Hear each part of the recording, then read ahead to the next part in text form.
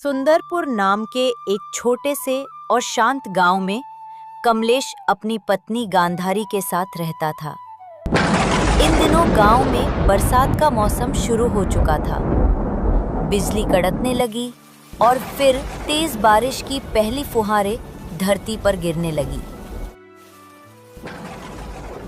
कमलेश 2 दिन से बारिश लगातार पड़ रही है। न धूप निकली, न ही सूखी चीज बची है घर में।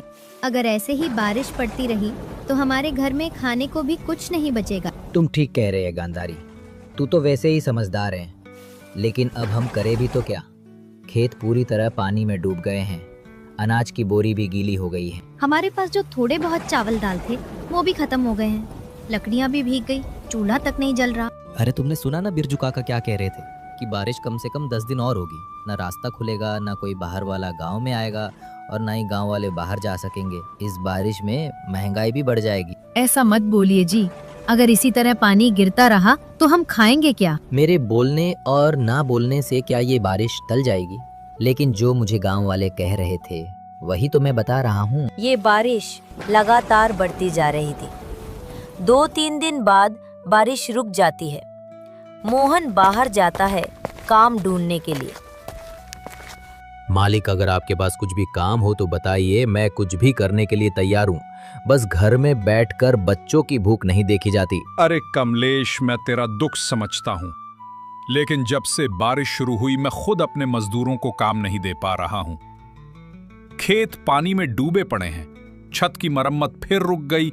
अभी तो कोई काम नहीं है मेरे पास कमलेश। मालिक, आप जो काम बोलेंगे मैं वो सब कर दूंगा, बस आप मुझे काम दे दीजिए। मुझे काम की बहुत जरूरत है। देखो कमलेश, काम तो बहुत है।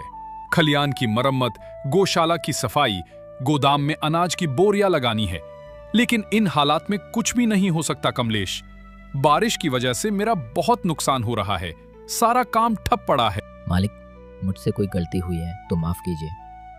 शायद ऊपर वाला भी मुझसे नाराज है। गलती किसी एक की नहीं कमलेश, ये तो वक्त की मार है। सबका वक्त एक जैसा नहीं होता। कुदरत का कहर सब पे बराबर पड़ता है। तू फिक्र मत कर, जैसे ही पानी थमेगा सबसे पहले काम मैं तुझे ही दूंगा। और सुन, आंगन में सूखी लकड़ियां और अनाज की बोरियां रखी हैं, तू अपने घर ले जा, ताकि तेरे घर वाले भूख से परेशान ना हो। कमलेश कई जगह काम मांगने जाता है, लेकिन बारिश की वजह से उसे कहीं काम नहीं मिलता। थक हार कर कमलेश चौपाल के पास जाता है और बैठकर आराम करने लगता है। तभी गांव के 2 लोग आपस में बात कर रहे थे और उनकी सारी बातें कमलेश सुनता है। और भाई मोहन, इस बार तो बारिश फसल के लिए बहुत अच्छी पड़ रही है। फसल के लिए तो जैसे वरदान बन गई है। अरे संजू भाई, बारिश पड़नी भी चाहिए। अगर बारिश न होती तो इस बार की गर्मी जान निकाल लेती। पिछले साल तो जून जुलाई में हालत खराब हो गए थे। तुम सही कह रहे हो मोहन, इस बार तो मौसम भी वक्त पर पलट गया है। ऐसे ही 10 दिन तक लगातार पानी बरस जाए तो फसल भी जम जाए और गर्मी भी भाग जाए। हाँ संजू, मैंने भी मौसम की खबर देखी थी।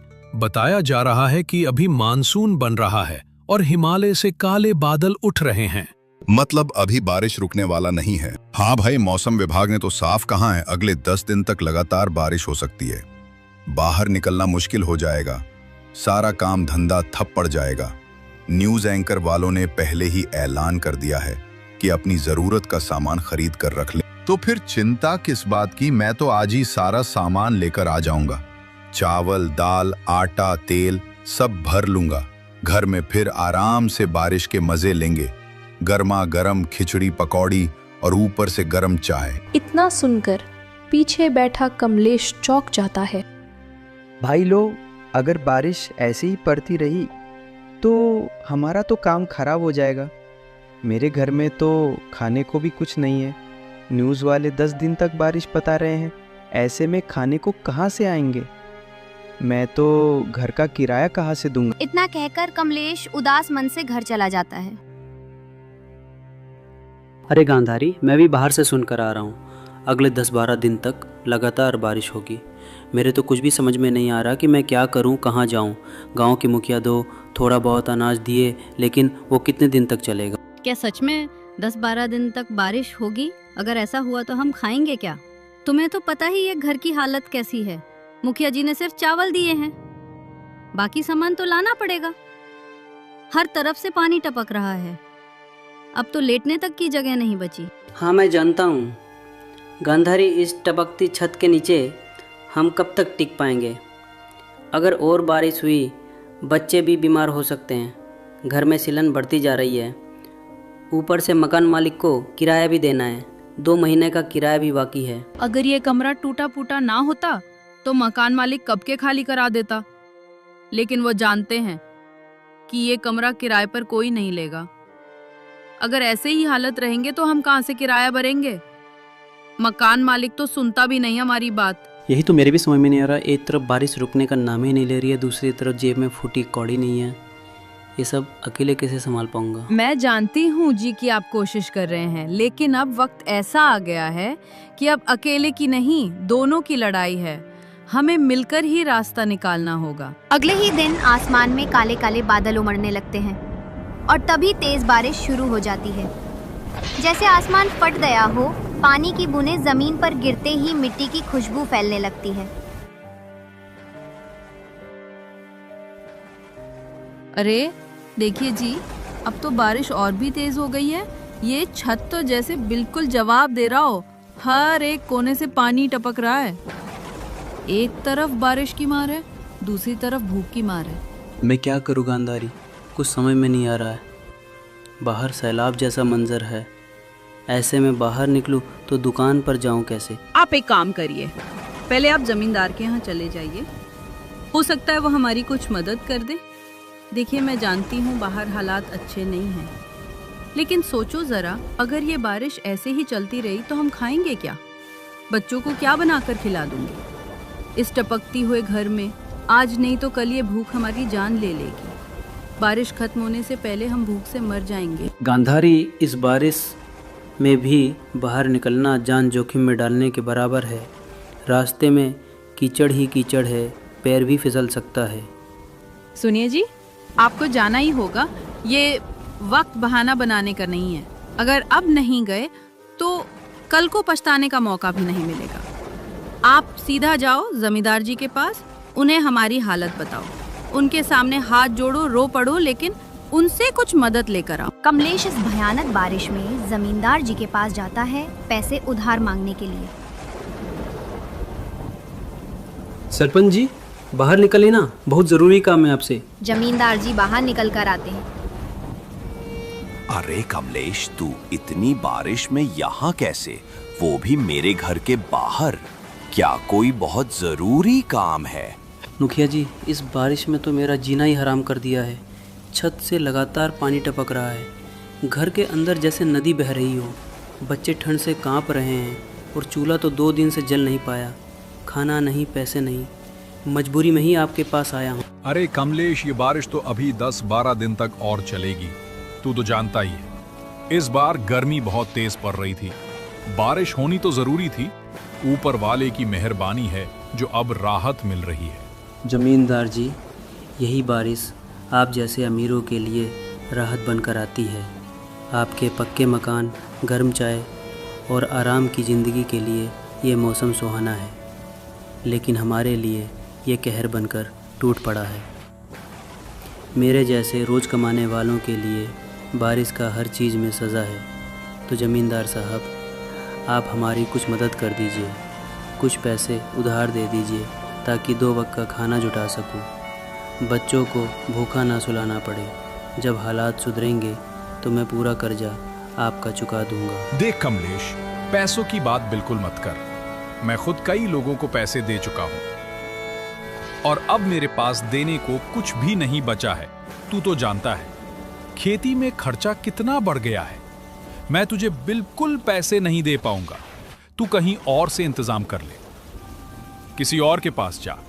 और हां, बारिश तो सबके लिए आई है, पर फर्क इतना है कि कोई भीगते हुए सहता है और कोई छत के नीचे बैठकर तमाशा देखता है। जमींदार के इनकार कर देने से कमलेश अपने घर लौटने लगता है। कुछ देर बाद मकान मालिक आता है घर का किराया वसूलने। सुनो गांधारी, मुझे अपने घर का किराया चाहिए। वैसे भी 1 महीने का किराया ज्यादा हो चुका है, अब और देर बर्दाश्त नहीं करूंगा। सेठ जी, बारिश की वजह से वो काम पे नहीं जा पा रहे। कोशिश करके किसी तरह जाते भी हैं तो बारिश की वजह से लोग इनकार कर देते हैं। मलिक, अभी मेरे घर में खाने तक का राशन नहीं बचा है, तो किराया कैसे दे पाएंगे? आप हमें कुछ दिनों का समय और दे दीजिए। जैसे ही उनका काम लग जाएगा मैं आपका सब किराया दे दूंगी। देखो गांधारी, मुझे बहानों की जरूरत नहीं है। जो भी है साफ साफ बोलो, नहीं तो किराया अभी दो, वरना इस घर से निकल जाओ। सेठ जी, इस बारिश में हम कहाँ जाएंगे? बाहर देखो कितनी तेज बारिश हो रही है। घर के आगे पानी भर गया है और छत से भी पानी टपक रहा है। हमारे पास इस वक्त कुछ भी नहीं है, घर में राशन तक नहीं है। मुझ पर ऐसा अनर्थ मत कीजिए। देखो गांधारी, बारिश के वक्त हमें भी खाना चाहिए। तुम लोगों की परेशानी में हर बार नहीं सुन सकता। ये बारिश एक दिन की नहीं, 10-12 दिन तक चलने वाली है। सेठ जी, कुछ दिन और रुक जाइए। हम जैसे गरीबों पर इतना बड़ा अत्याचार मत कीजिए। हमसे ये घर मत छीने, नहीं तो हम लोग बेघर हो जाएंगे। मैं आपके सामने हाथ जोड़ती हूँ, कुछ दिन का मोहलत और दे दीजिए। इतनी भयानक बारिश में मैं अपने बच्चों को लेकर कहाँ जाऊंगी? कुछ तो रहम खाइए मालिक। आपने वैसे ही हमारे ऊपर बहुत उपकार किए हैं, एक उपकार और कर दीजिए। मकान मालिक गांधारी और उसके बच्चे को घर से बाहर निकाल देता है और वहाँ से चला जाता है। तभी कमलेश अपने घर आ जाता है और बारिश में गांधारी को बाहर खड़ा हुआ देखकर बहुत ही आश्चर्यचकित हो जाता है। गांधारी, तुम इतनी तेज बारिश में घर के बाहर क्यों खड़ी हो? क्या हुआ? मकान मालिक आए थे किराया लेने। मैंने उन्हें समझाने की बहुत कोशिश की कि आप पैसे लेने गए हैं, मगर उन्होंने कुछ नहीं सुना। बोले कि बहाने बहुत सुन लिए, अब मैं एक दिन भी नहीं रुक सकता, और उन्होंने हमें मकान से बाहर निकाल दिए। इतनी बारिश में उन्होंने तुम्हें घर से बाहर निकाल दिए। उनके अंदर जरा सा भी इंसानियत नहीं है। लेकिन घबराओ मत गांधारी, चलो हम चल के ठिकाना ढूंढते हैं। हाँ, मुझे याद आ गया, गांव के बाहर एक कंटेनर खड़ा है, चलो हम उस कंटेनर के पास चलते हैं। लेकिन जी, हम इतनी बारिश में वहाँ तक जाएंगे कैसे? कीचड़, पानी, अंधेरा, और हमारे पास तो छाता भी नहीं है, और तुम भी तो थके हुए हो। गांधारी, जब तक हम दोनों साथ हैं कोई भी रास्ता मुश्किल नहीं है। गांधारी, आज हमारे लिए बुरा वक्त चल रहा है, कल ठीक हो जाएगा। गांधारी, कमलेश और उनका बच्चा तीनों बारिश में भीगते हुए चल देते हैं। थोड़ी दूर जाने के बाद उन्हें वह कंटेनर दिखता है। उस कंटेनर के पास उसका मालिक खड़ा होता है। सेठ जी, अगर आप बुरा ना माने तो एक बात कहूँ। कहो, क्या बात है? ये कंटेनर जो आप यहाँ पर रखे हैं पूरी खराब है क्या? हाँ, ये कंटेनर अब किसी काम में नहीं रहा। ये पूरी तरह से खराब है, जंग लग चुका है, अंदर का सामान भी निकाल लिया गया है। मैं तो इसे यहाँ से हटवा ही रहा था। सेठ जी, मेरे पास अब रहने के लिए कोई जगह नहीं बची है। बारिश के कारण मकान मालिक को 2 महीने का किराया भी नहीं दे पाया, तो उसने हमें घर से निकाल दिया। बड़ी उम्मीद लेकर आपके पास आया हूँ। अगर आप इजाजत दें तो क्या मैं इस कंटेनर को अपना छोटा सा घर बना लूं? मैं इसे साफ कर लूंगा, ऊपर तिरपाल डाल लूंगा, कम से कम सर पर छत तो होगी। तुम्हारी आंखों में मजबूरी साफ दिख रही है। ये जमाना गरीबों को जीने नहीं देता। तुमने मुझसे कुछ नहीं मांगा, सिर्फ एक बेकार चीज मांगी है, लेकिन तुम्हारे इरादे नेक हैं, इसलिए आज से ये कंटेनर तुम्हारा है। जैसे चाहो वैसे इस्तेमाल करो। और ये लो, कुछ पैसे रख लो। बहुत ज्यादा तो नहीं है, लेकिन शुरुआत के लिए काफी होंगे। इससे कुछ राशन ले लेना, कपड़े ले लेना और खुद को संभालना। सेठ जी, आपने मेरी जिंदगी बचा ली। भगवान आपको इसका बहुत अच्छा उपहार दे। मैं कभी आपका ये एहसान नहीं भूलूंगा। कमलेश उस कंटेनर को बिल्कुल घर जैसा बना देता है।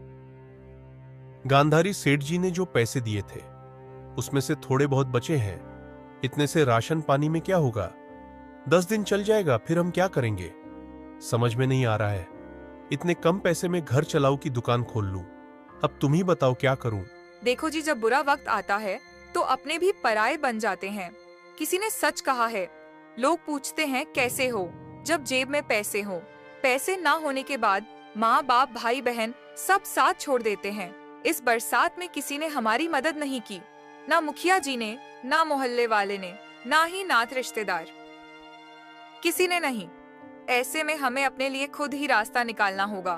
पैसों को यूं खर्च कर देने से अच्छा है कि कुछ काम शुरू कर दिया जाए।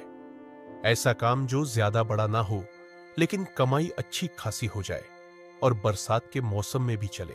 सुनिए जी, इस बारिश में लोग घर से बाहर तो निकलते हैं, लेकिन उन्हें किसी गर्म खाने की तलाश रहती है। बारिश और गर्म चाय के साथ कुछ उन्हें तला भुना मिल जाए तो लोग मना नहीं कर पाते। मुझे लगता है कि आप चाय और गर्म गर्म समोसे बनाना शुरू कर दीजिए। गरम गरम समोसे बरसात में खूब बिकते हैं। गांधारी, ये तो सच में बहुत अच्छा आइडिया है। समोसे तो हर मौसम में चलते हैं, लेकिन बारिश में तो खासकर चलते हैं, और इसके लिए बहुत पूंजी भी नहीं चाहिए। कमलेश अगले दिन से चाय समोसे का ठेला खोल लेता है और कुछ दिनों में उसका समोसा और चाय बहुत अच्छे से बिकने लगता है।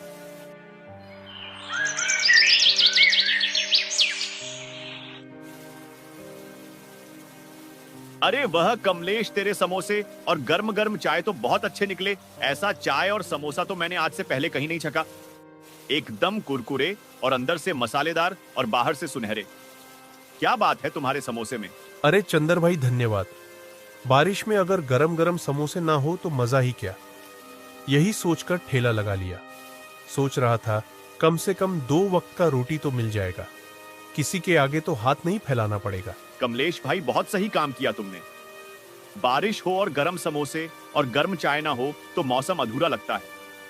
और तुमने तो इतना स्वादिष्ट समोसा बनाया है कि एक खाओ तो दूसरा खुद खाने को मन करता है। अरे बस चंदर भाई, आप लोगों का प्यार ही तो मेरा असली कमाई है। जब कुछ नहीं था तो गांधारी ने कहा, मेहनत और ईमानदारी से काम करना, किस्मत खुद बदल जाएगा। और आज तो आपके चेहरे की मुस्कान मुझे और भी हिम्मत दे रहा है। कमलेश, तू तो समोसे वाला सेठ बनने वाला है। अब बारिश में तेरे दुकान के आगे लाइन लगेगी। इतना कहकर चंदर अपने घर चला जाता है।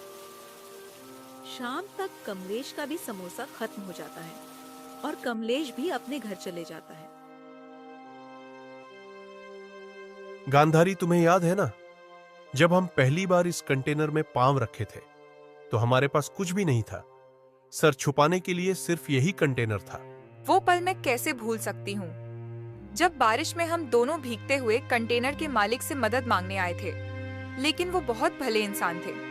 उन्होंने हमारे बहुत मदद की है। हम सब मिलकर उनका एहसान कभी नहीं चुका पाएंगे। हे भगवान, उनको हमेशा खुश रखना। आज हम सब जो भी हैं, उनके रहमो और करम से हैं। अगर वो हमारी मदद न किए होते तो हम सब वैसे ही रह जाते और हमारी लाश किसी गटर में पड़ी होती। आज हम यहाँ न होते। ऊपर वाले की दया और हम सब का साथ आज मेरा समोसे का कारोबार इतना अच्छा चलने लगा गांधारी, कि हमारी सारी परेशानी ही दूर हो गई। समोसे का आर्डर इतना दूर दूर से आने लगा कि उसका कोई जवाब नहीं। गांधारी, अब हमारे पास इतना पैसा हो गया है कि एक नया घर खरीद सकते हैं। कड़कड़ाती बारिश में जब उस मकान मालिक ने हमें घर से बाहर निकाल दिया था और बरसात में इधर उधर भटकते रहे, भूख लग रही थी लेकिन राशन नहीं खरीद सकते थे, जेब खाली थी, लेकिन फिर भी हमारे पास हौसला था नई उड़ान भरने की, और आज नतीजा सामने है।